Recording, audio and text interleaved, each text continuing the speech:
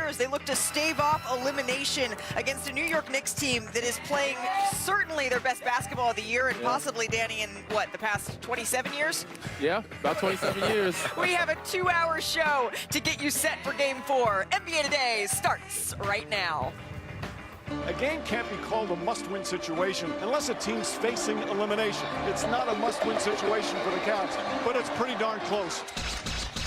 What a shot from Jalen Brunson. Oh, what a pass from Anunoby. And the Cavs just stopped playing on that possession. The Knicks are now 1 win away from their first finals appearance in 27 years. I think we're going to have one of those masterful gems from the big fella. Wemby, I think he's going to go from midcourt. Nothing but the bottom. The line. Castle. The Spurs are alive tonight. Castle leaving for Wemby.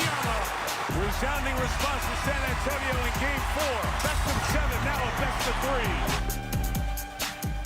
Well, the San Antonio Spurs, they certainly roared back last night. Hello, welcome to NBA Today for this Cleveland show. We have some gentlemen with Cleveland roots. Amon Shumpert, he won that title in 2016 with these Cavaliers. DG, yes, drafted by Cleveland. And of course, Ohio native Brian Windhorst here. I'm Malika Andrews. I don't have any roots with Cleveland, but by judging by the fans behind us here, it seems like it's the New York Knicks that are in the building here early, my friends. Yeah, it looks like they're trying to take over the city, too. Yeah, the energy, you can certainly feel it here ahead of Game 4 as the New York Knicks are trying to do something that they have not done since 1999. Josh Hart, Karl Anthony Towns, they spoke earlier at Shoot-Around. Let's take a listen. I don't really feel like we're that close because, you know, this series is over. You know, if we're blessed enough to move on, then I can answer that question. But if we start thinking of that now, then we start overlooking them, and they're a team that can get hot, that can play well, and turn this into a long series. So don't really got time to think of that until, you know, you're fortunate enough to be in that position. I've talked to you before about we can't just meet the moment, we got to exceed it. And in those moments when we've had those closeout games, we've exceeded the moment. So, you know, it's up to us again to go out there and exceed the moment again. I don't know, Brian, as we were walking out the other day, it certainly feels like the Knicks, they're doing everything they can to temper expectations. They're proud of what they've done, but at the same time, they feel like they haven't done anything yet. Danny, you've been in this position 4 times. You've gone to the NBA Finals 4 different times. Take us inside what the Knicks are feeling in this moment. I got to give a lot of credit to the coaching staff and Mike Brown, like keeping them in that mind space. I know Kat had an interview after quarter 1 of Game 3.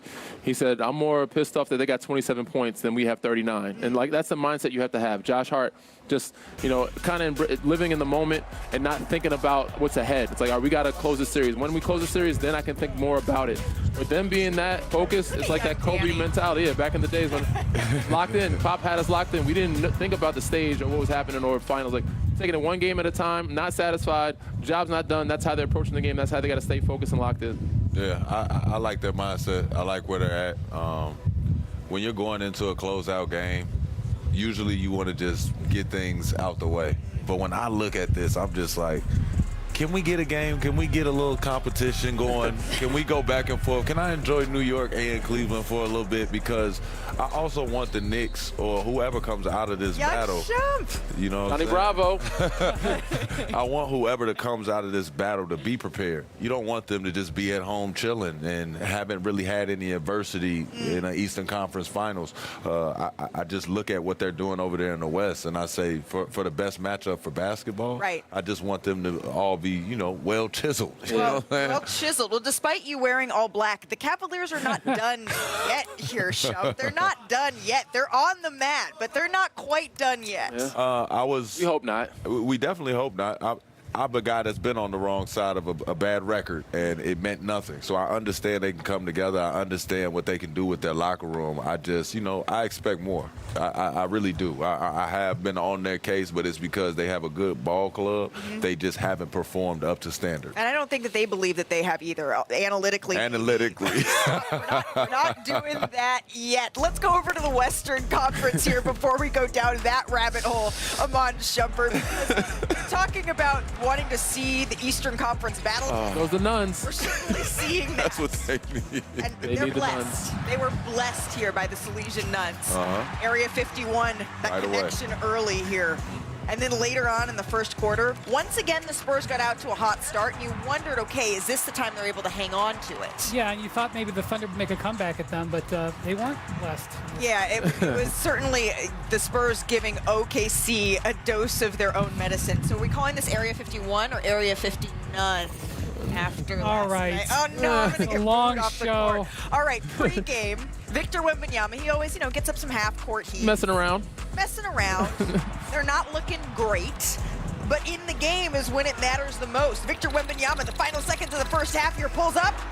He makes it look easy. Got all the misses my out. friends. Got all his misses out. So here is Victor. Here's what he had to say about that shot after the game. Look at the rainbow. Those of us who watched you kind of mess around shooting half-court shots after shoot-arounds and practices, doesn't seem like you make a whole lot of those when you're messing around. I was just thinking shoot to score. I wasn't messing around at halftime. How could you not love that man? Love it. To the third quarter we go here. Castle, once again, looking for Victor Wembanyama. Upstairs. Castle's fingerprints were all over this game. Yes, they were. Castle was a superstar in the third quarter of this game, no doubt. Without a doubt. He just keeps bringing it. We talk about that level of competition. He has it Defensively. every possession. He's screaming. He's happy for his teammates. When he made that half-court shot, Castle jumped into his arms like a little kid. That boy loved basketball. And the Nuns are loving it. It proved.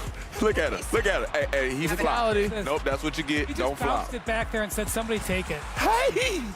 By the way, this was uncharacteristic of OKC. Why would you? Don't sell it. They had 20 turnovers in this game. Yeah. Hey! They were the ones forcing the turnovers against the Spurs last This was night. pretty cool. You can see Victor leaning on Mitch Johnson. In the same moment, another generation, Tim Duncan leaning on the great Greg Popovich as the Spurs go on to win this game pretty handily. And Wemby's the first player Deja vu. to average 30, 10, and 3 blocks a game through the first 4 games of a conference finals since Tim Timmy Duncan. D. Yeah, that was in 2003. And before that, only Hakeem and Kareem have done this since blocks became official in 74. Let's take a listen to Wemby after the game. We didn't do nothing unexpected, but the truth is that we had never been in this kind of situation before. It was our first deficit in a playoff series, and we just responded, but it was nothing amazing. It wasn't magic.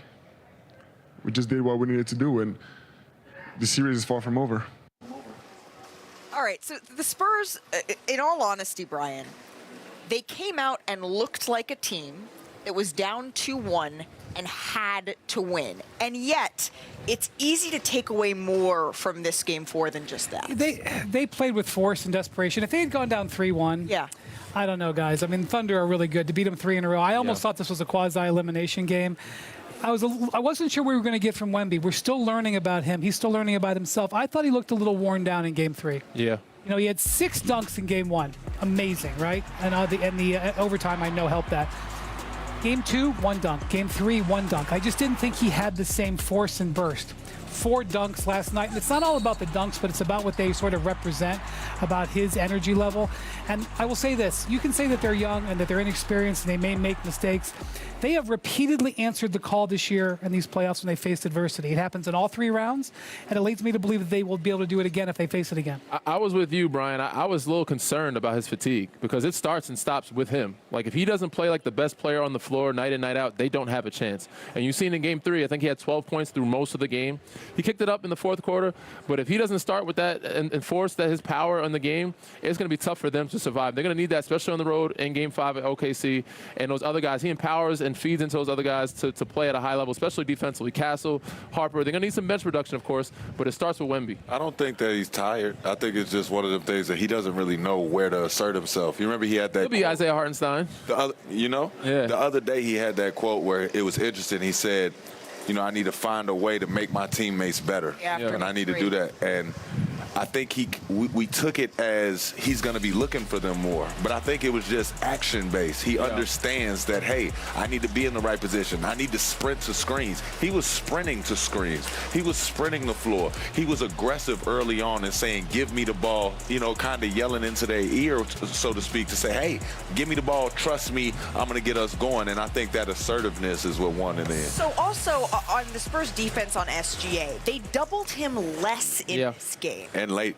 Which was interesting. Picked and chose moments when to do so. I think it was more like it seemed like at the end of the shot clock mostly, where they didn't leave right away. Everybody stayed home, and then randomly, if you brought in action late, under 8 seconds, 10 seconds, they ran and jumped at you, and it wasn't always a closed trap. It was a trap, but we're kind of going for the passing lanes. One of the most important stats in this game is Alex Caruso, who was shooting 60% on threes. Yeah. Non-existent. He only took one shot. Yeah. It wasn't that he had a bad game. He had a non-existent game.